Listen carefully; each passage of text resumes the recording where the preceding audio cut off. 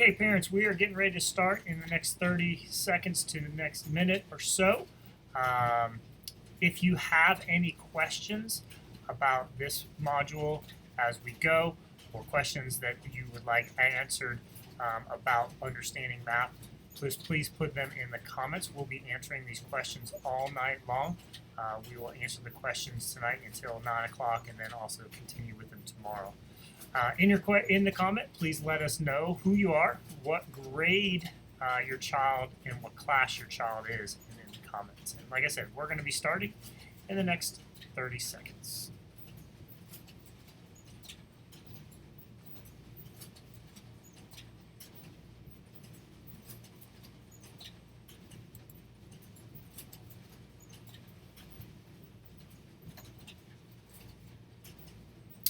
Good evening, parents. My name is Ryan Butcher. I am the principal at Kennedy Elementary School, and welcome to tonight's parent module, Understanding the NWEA MAP assessment that we give.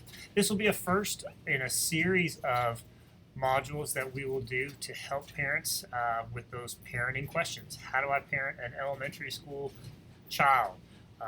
How do I deal with some of the things that my child is dealing with at school and they're bringing it home? So we're going to be having a module each month to help you with certain things when it comes up to being a parent. We are not the experts on it, but we do have some great resources that can provide you and can connect you with some experts in the field of child development. So like I said, tonight's module is Understanding the NWE MAP assessment that was given in the last couple of weeks. So what is the NWEA MAP? So NWEA stands for Northwest Evaluation Association, and MAP stands for Measures of Academic Progress. So it's a growth test that is a computer adaptive test, which means if your child answers a question correctly, the next question is more challenging. If they answer incorrectly, the next one is a little easier. This type of assessment challenges top performers without overwhelming students whose skills are below grade level. So what does it look like? Well, here, let me show you. Here's a link that you can use to get going and see some practice tests. So once you click on this app, and this is where we get to. We get to the MAP warm-up page. And you can kind of go through this and check this out. So each of the tabs gives you a different thing. What's this test about? Explore tools, what you need to do to get ready for the test, and even allows you to have some practice tests. So practice tests, you look at it, you open it up, username, and they tell you is grow. Oops, might help if I can type. Password is grow as well.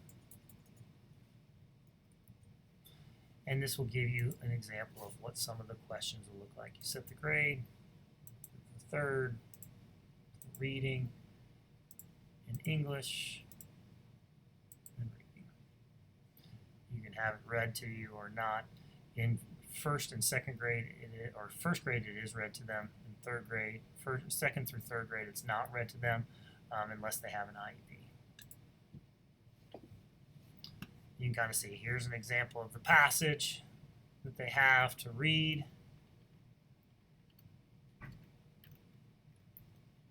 And then they can tell you here's the kind of question they have. So under which heading does the author include information about the white-crowned sparrow babies?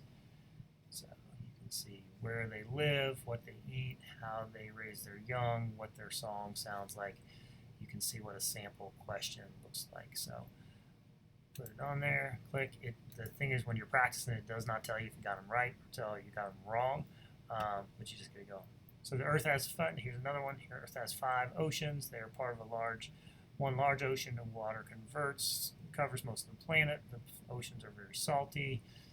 What's the main idea? So you can kind of see, oceans are important for life on Earth, and you can kind of see as the questions go along. So as the kid gets them right, the questions get a little bit easier. As the kids get them wrong, as they get them right, they get a little bit more difficult. As they get them wrong, they get a little bit easier. You can see here's an example here and here. Another example of what the question looked like. Remember, I'm on a third grade question.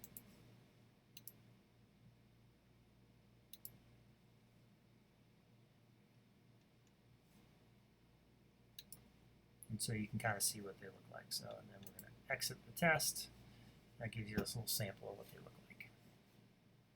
Same thing, you can choose math as well. See what those look like. This is math K through 2. You can see the practice line. Here's a second grade one. Choose the cube. Here you go. Look at the pencils. Move the short pencils to the short pencils box. Move the long pencils to the long pencils box. Look at the picture. Putting an X on a cookie means it is taken away. Move the X to the cookies to show 5 take away 2.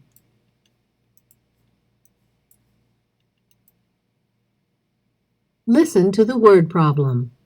Abigail has 4 balloons. Her friend gave her 2 more balloons.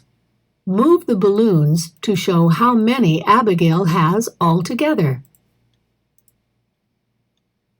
Look at the shapes. Choose all the rectangles. You can kind of see. So there's an example of a math and a language arts.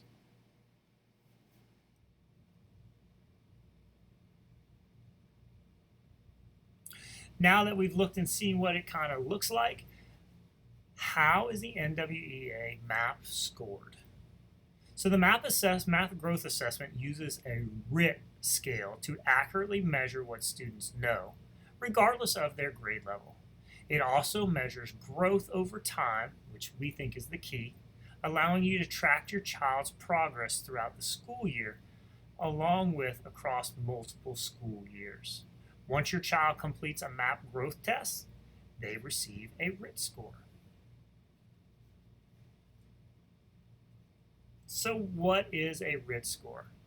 A RIT score have the same meaning across grade levels. For example, if a 4th grade student and an 8th grade student have the same RIT score in reading, then they are testing at the same level in that subject.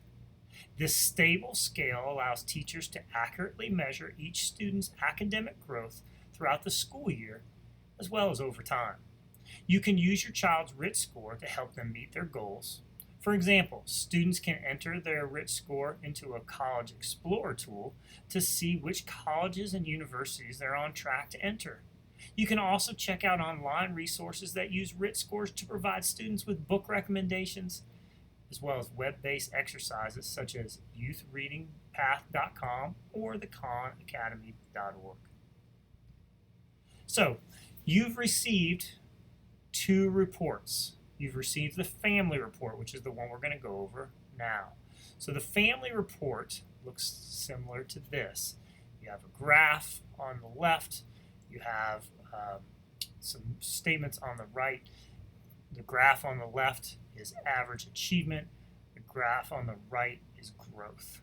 You have it by subject area, and it's going to give you a comparison to the national average as well as your projection for the Georgia Milestones if your child is in 3rd, 4th, or 5th. And then also too, it will give you some information about the next steps. Another report that you have is the Student Progress Report. Once again, it's over time. It's an overview, and over time compares to a national average, compares to the county, as well as performance on the Georgia Milestones, and it also gives you some next steps.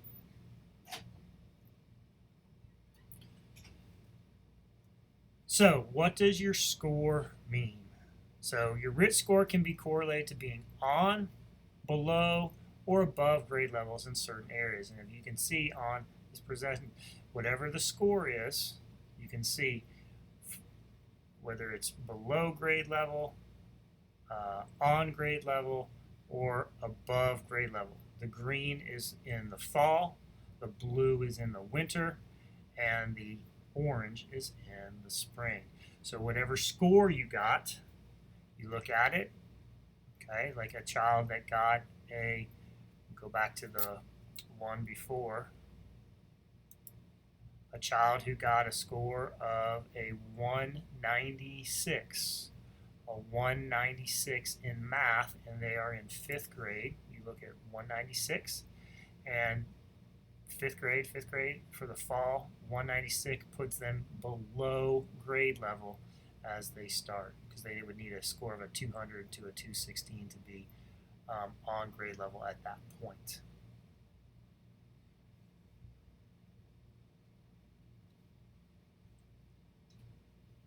Same thing with math. Same thing with math. You look at your score for math, and they have a 194. Go on here for math. Same thing. 194 in 5th grade puts them below grade level, because 175 to 205 would be on grade level. So the reason why we like using the map as an assessment is because there's several reasons. The first is that it assesses how the kids are doing, and it shows growth over time. That's really the main reason why we do it. And it helps us to adjust the instruction so we can provide students on their strengths and their weaknesses, instruction on their strengths and their weaknesses, and address the weaknesses that they have to get them closer to grade level. But also, too, another reason why, especially in 3rd, 4th, and 5th grade, this is an excellent predictor of milestone success in reading and language arts, as well as math. And you can kind of see on this chart right here, a student who scores at the beginning, right here in the fall, it's going to kind of tell you where they scored. That's kind of the percentile of where they're falling in. It kind of gives you a good predictor of where they would be if they're scoring a certain score. So we go back to that one child that had a 195 in the fall. That's a good predictor. So if you score 195 to 212, that's predicting that you're probably going to be a developing learner or a level 2 on the end of the year Georgia Milestones. So it is an excellent predictor of how it goes. And it does the same thing in math. So if a child scores in the fall, they score a 221. 221 on the fall math in 5th grade. Well, you can kind of look at that. If score a 221, that's in between 217 and 231.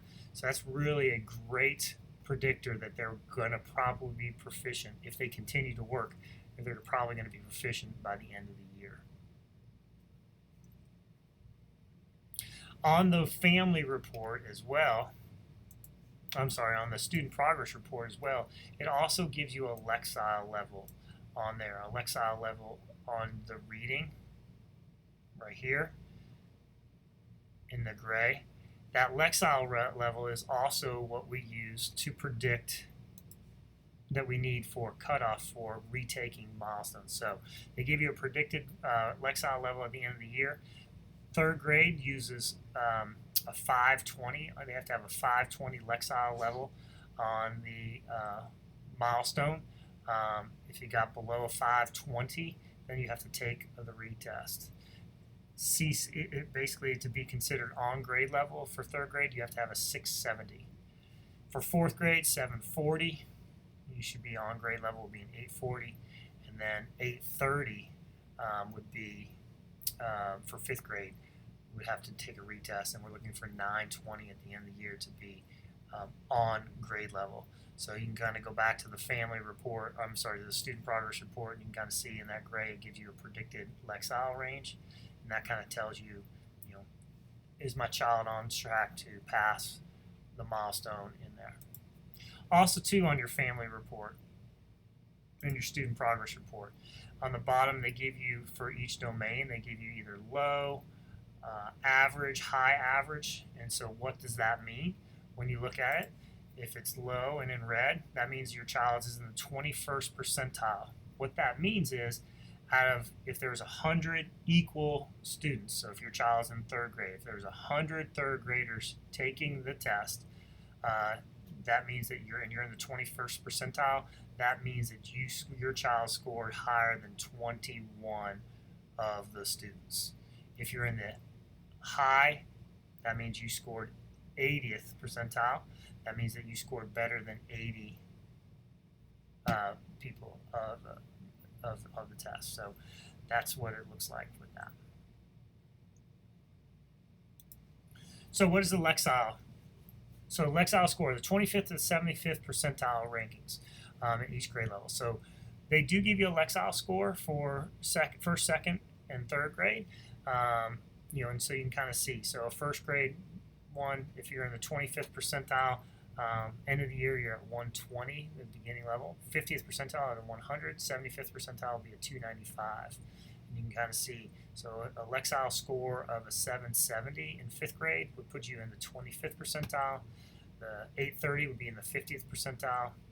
And 1080 would be in the 75th percentile. Once again, what does that mean? That means if you are in the 25th percentile, that means you scored better than 25% of the people that are taking the test. If you're in the 75th percentile, you scored 75%. You scored better than 75% of the people that took the test, equal with them. So what does all this mean? It means that no matter where your child started at the beginning of the year, we have information, whether they are super high, super low, somewhere in between, which most of our kids are somewhere kind of in between super high and super low. All we want to do is make sure that we are improving. And that's where goal setting comes in. So we want each child to set goals on how they're going to do by the end of the year. And MAP does that for you. So if you look at it, you can kind of see they have a score on there. With this chart right here, you can see this child scored 190 in math. And so the projected RIT for them is 204. So what that means is that if they stay on the same pace, that they will probably score about a 204. So you can kind of see that's where they're going to be. Now, you got to kind of see, is that appropriate for them or is it not appropriate for them to get that amount?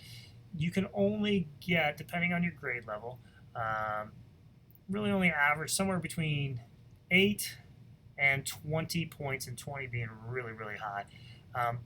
Gain 8 to 20 point gain in each grade each year. And as you get higher, 3rd, 4th, and 5th grade, getting above 15 points from the beginning to the end is really kind of almost impossible. 20 points, you might see that in some first graders, but it's, realistically, can you jump that much? So you can kind of see this is going up 14 points, which is pretty much between 8 and 20, right there in the middle. So you can kind of see where you're going. So you need to see, and then also to your goal setting, it shows your strengths and your weaknesses. The strengths are in the yellow, and the weaknesses are, the strengths are in the green, and the yellow is your weaknesses. So it kind of breaks down for you how can you improve on that. And you can also see it gives you a Lexile range for the end of the year. So what we need to do is make sure that we're looking at, all right, here's what my child's score is.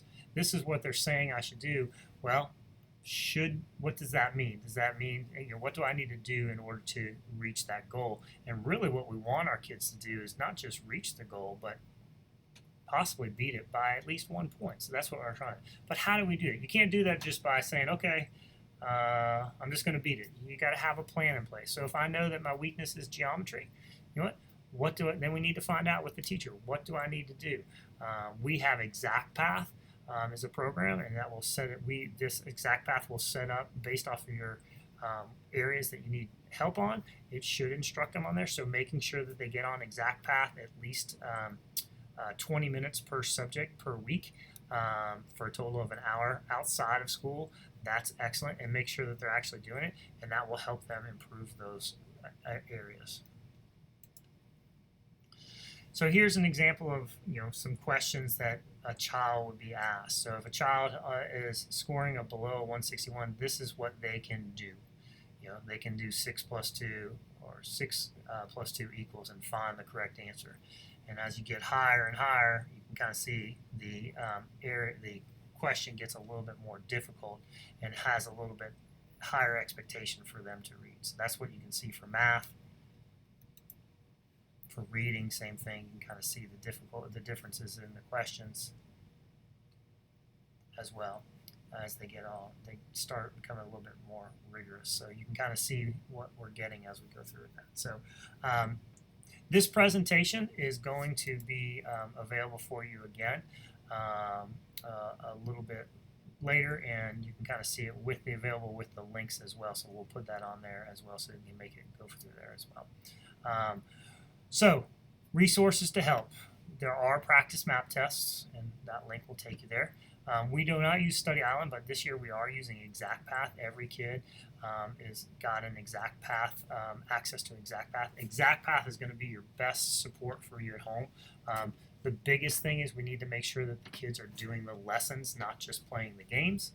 And then the next thing you can do, and this is the most important thing, find books that they like, find books that are on their level, and find time to make sure they're reading books. They need to be reading every single night. That needs to be something that we are doing as a family every single night. Sometimes it's you reading to them, sometimes it's them reading to you, or reading to Big Brother, or reading to a stuffed animal that they have. We need our kids reading, but they can't just read. You got to ask them some questions. Have them summarize the book to you. Have them, after they're done reading, have them tell you what happened. If you don't have time, you can have them, definitely if you don't have time because you've got a busy night, and I know I'm a parent. Fortunately, my kids are in college right now, so I don't have to deal with it as much. But when they were elementary school, sometimes I got busy, and what they had to do is they had to tell each other what happened in the book, or they had to tell their stuffed animal what they had to do in the book. Now that we have phones, why don't you tell me what happened in the book and record it and then send it to me as a text, and then you can go in there. Have your kids retell the story in their own words. That way we can know that they're understanding what they're reading. Same thing, if you read a story to them, have them retell it to you in their own words. That's the best thing. The more we can read, the better our kids will be. And the more vocabulary we can have, the better our kids are going to do. So, like I said, if you have any questions, please put these in the comments, and we will answer these questions for you. I will be putting a link on our webpage to this presentation that we'll be able to show you. I know some of these pictures on there were a little small to read, but we will have the links on there, and you can increase it and zoom it in a little bit and see what it is. You should have gotten from each of your child, you should have gotten a family report as well as a student progress report, and each child will be working with their teacher on a goal setting worksheet. So that should be coming home. You should be able to see that. So you should be asking your parent, your child's teacher, I looked at their family report. I can see this is what I need to be doing. I looked at their progress report. I see what I need to be doing. Or I don't understand what I need to be doing. Can you tell me what I need to be doing with my kid to make sure that they are doing it right? So, like I said, if you have any questions, put them in the comments. We'll be answering them as we go. Please make sure in the comments that when you go to the comments that you are, tell me who you are, you don't have to put your child's name in, but what grade and class your child is in. So if you have any questions, let us know. You can always call me as well. Thanks. Have a great night.